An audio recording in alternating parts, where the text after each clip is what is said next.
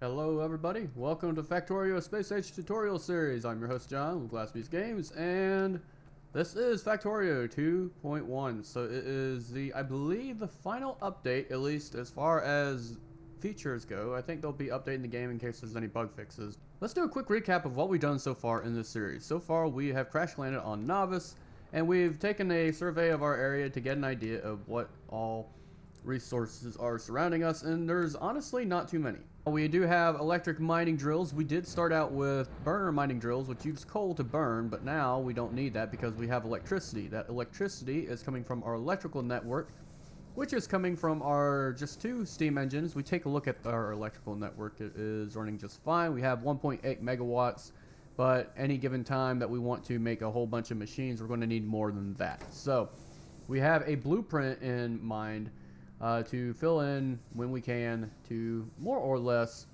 get us all the power that we need. But we have the steam engine, the power is coming from the steam engine is coming from steam, which is coming from the boilers, which is coming from water, which you can't see, but it's coming from water from this little pond here, and that water mixed with coal burning in the boiler. Coal is getting delivered through a transport belt system from a single electric mining drill, and it's this whole process. Last episode specifically, we've started using these transport belts, and we are going to expand upon these transport belts this episode, and more specifically try to get a little bit more in our mining process. Right now we don't have any mining drills. We can make some though because we have quite the number of electronic circuits. We have a good amount of iron gear wheels. Let's get just some regular iron just for ourselves, and now we can make a good couple of electric mining drills. So what I would like to do is I'd like to increase the output of our iron.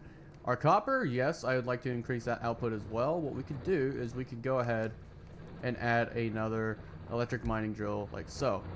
For our copper, we can make ourselves another stone furnace, and this setup, by the way, is not something that I would recommend to continue running with, only because it, after a while, is going to it's going to be kind of a pain. Is we should have a centralized area to smelt stuff, therefore we'll have our coal going there as well.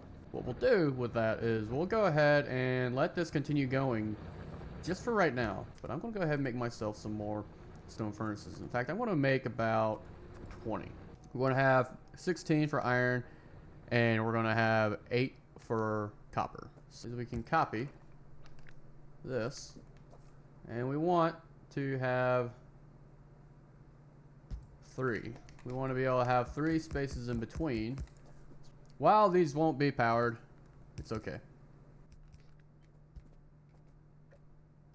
We have a setup here where the output is all going to go on one belt. And the idea is we want it to all go on one belt because we're going to need a lot of iron, and we're going to need as much space available on the belt as we can. We could potentially have copper on this side and then iron on this side, and then the output would be on the reverse of the belt, but the problem with that is the amount of iron we're going to need is going to be needed all on one belt, not just one lane or half the belt. We're going to probably move this around when we get the opportunity to, but right here is just as good as any place. We're going to have outer belts feeding our furnaces, and our inner belts will be the output. Instead of having our furnaces here, while we can have them here, I want to have our electric mining drills be able to mine every last little bit of resource that's in an area, kind of taking away from here. But we're going to take them from here and then add them over here. Unfortunately, we're going to take these away. What we need to do is we need to get a splitter.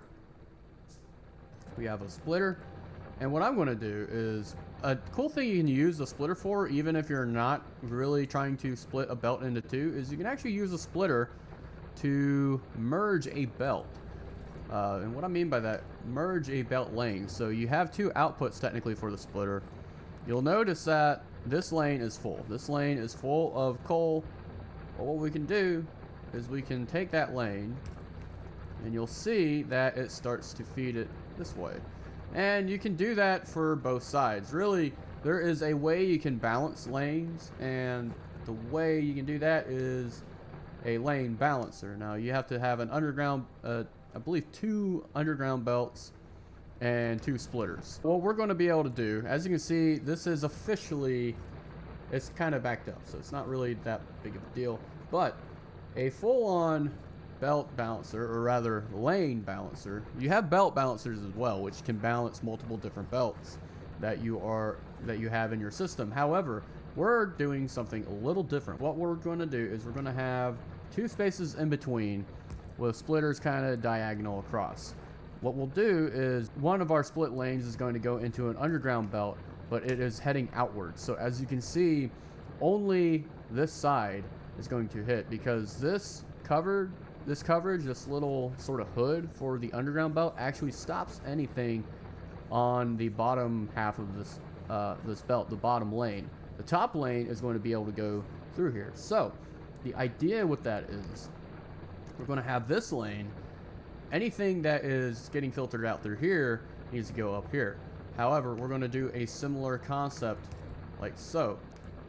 As you can see, you have the hood, and it's blocking anything on the top lane. So the idea is you have the output come through here, and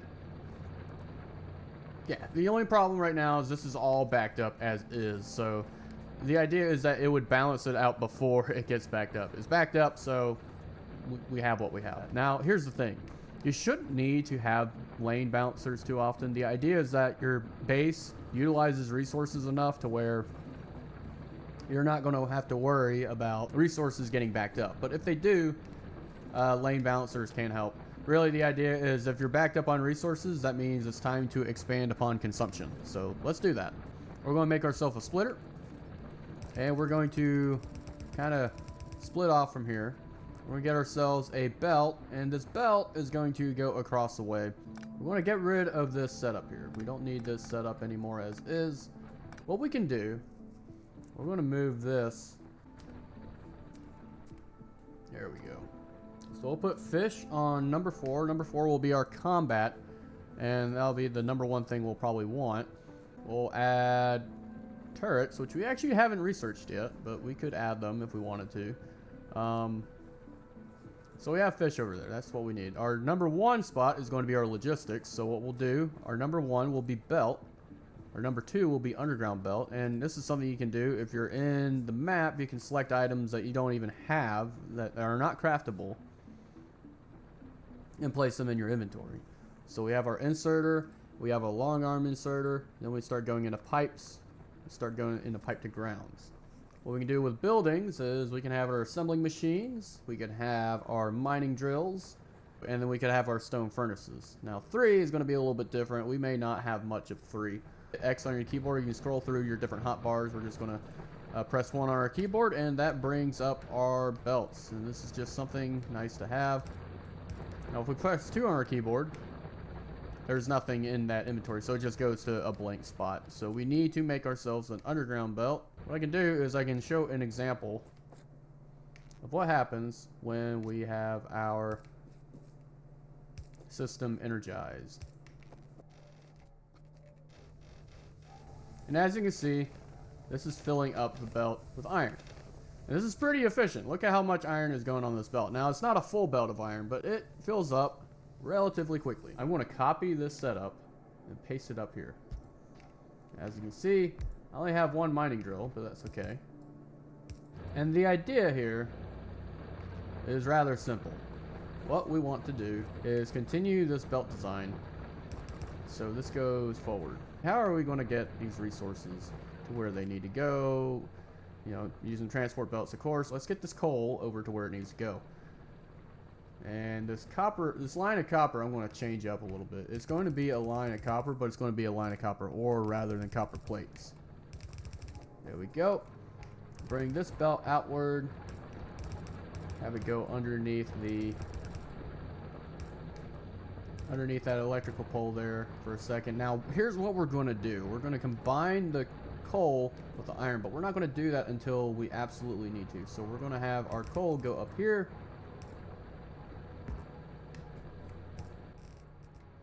We're going to have our iron go up this way. And we're going to hit 3 on our keyboard. As you can see, this is where having little hotbars and little quick hotkeys attached to them can be very useful. So you'll see that we are splitting our belts. So we are splitting what we have, our coal and our iron, into 2 belts. Well, we can combine the resources to where our coal is going to be on one lane and our iron is going to be on the other. And what you end up with is a very nice looking, well, almost nice. And you'll notice with underground belts, if you connect them on the same belt, you will get rid of anything that is there. So you'll pick up anything that is here, and then you'll instead have an underground belt, and it erases any of the belts that are already there. As you can see, we're going to continue this pattern as you've seen here over on this side, just to give a nice and easy little look. We go on our map. If you want to, you can select your electrical network and you can see how your electricity looks. Now this looks a little weird. I'm going to disconnect this wire. I'm going to have it connect. Oh, I know. It's going to connect via here. So now it looks all parallel and everything. It doesn't have to be perfect. Nothing has to be perfect. I just like it looking good, nice and easy to look at. It's easy on the eyes. So what we're going to do is we're going to have our inserters give the input to each of these furnaces. And what these inserters will do is they will select anything that they can for the recipe. So if they were to put iron in here and they see all of a sudden copper ores here, they will try to put that there. But what you can do, if you want to, you can select your inserter and you can actually filter out what you want to go in. Like let's say we only want copper and iron ore. We can do that. And here's the thing. You can copy and paste recipes. Not just buildings, but you can copy the recipes. And if you copy the buildings with a specific recipe in mind, it will copy that recipe over with that building. That's just something to keep in mind. But what we'll do, it's not copy, but it's actually shift, right click. And you hear a little click there, a little blip. And then whatever building that you want to paste that recipe or that filter, shift and left click. And in fact, if you hold shift, you'll see the original recipe highlighted. So whatever building has that original recipe, it will show, and therefore you will know what it is. So we have this, and we can continue this if we want to. We're good. And if we wanted to, we could also blacklist this. So instead of selecting coal and iron ore, these are the 2 things you can't select. But we're not going to do that because that's what we want to select. We can actually get rid of them if we wanted to. All we got to do is deselect use filters. Now these will still remain here, but it's not trying to filter through anything. So what I'm going to do, just because I want these inserters to be clean, I'm just going to right click and that's going to cancel them out. And I'm just going to copy this over because we don't really need a filtration system on here. It's just for an example, but technically speaking, if you had belt contamination, it's a good way to not have any sort of weird continuation of belt contamination. You just suddenly get some copper plates on your belt. But as you can see, this is a system that works very nicely. And what we can do is we can just have our iron go back into our little setup.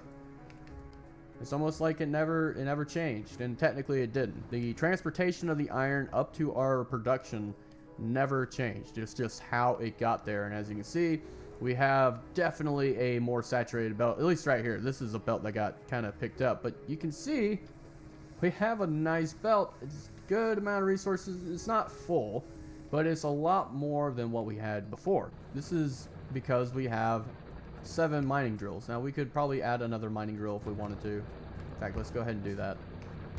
This setup right here, we could copy this and paste it.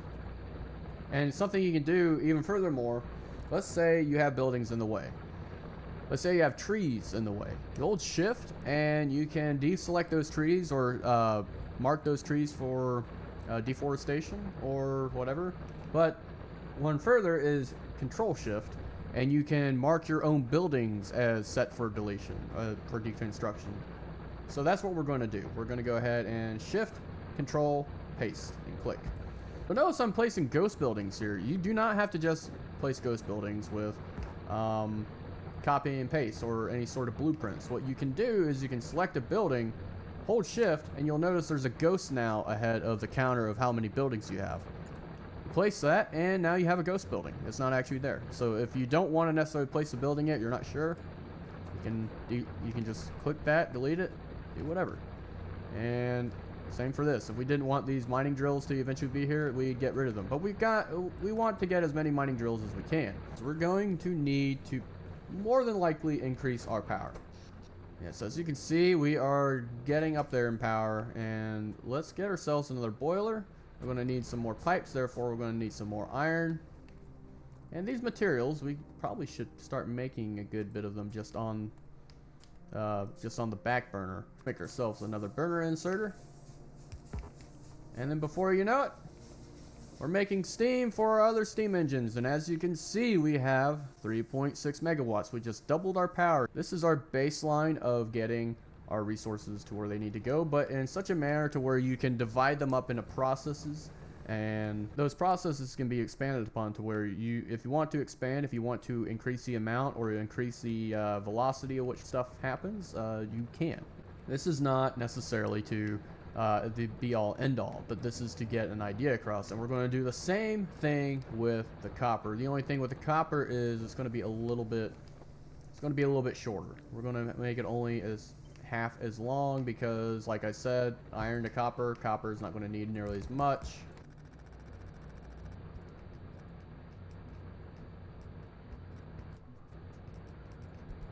Now we are getting copper, and we want to clear this belt of any of the copper plates because this belt is going to be more for copper ore now. So we need to make 2 more splitters and do the same thing up here that we did with our iron. We're going to split our resource of coal,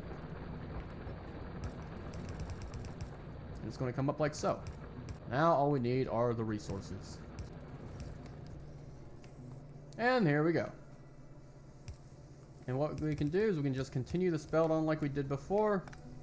Our line of iron and our line of copper is mostly complete. We probably have already completed getting these belts again. We have all in that process. That's a good thing about having yourselves a little bit of a production going on, especially with belts. Belts are definitely one of the main things you want to get. However, we got to be careful. We have 6 biter nests up here. That's not good. Let's go ahead and get ourselves some ammunition. Speaking of production, belts is not the only thing you want to be able to produce. You're going to want to be able to produce, well, you want assembling machines that can make assembling machines. Hence why you want these intermediates. And I think it would be a good idea if we can get these intermediates on their own belt instead of storage. So what we'll do is we'll switch this up here in a minute. I think what I'm going to have to do, these biters have popped up. I did not know they existed. However, they exist, and we have biters over here, and that pollution cloud is hitting them. So we're going to have to take the super offensive here in just a minute. We're going to have to make ourselves a little bit of a defensive system. So maybe what we should research next is our gun turrets. After all, it is only 10 science packs, so we'll go ahead and do that. We'll start making ourselves some more ammunition, but we'll need an assembler for that. Assembler, ammunition, firearm magazine, absolutely. There we go. We're going to end this episode on a cliffhanger because we're probably going to start getting attacked. But next episode we will kind of be at the back end of the gun turret, and we'll start our offensive on not 1 but 2 biter bases, one of them being pretty big. So hope y'all enjoyed it. It's John with Glass Piece Games, signing out.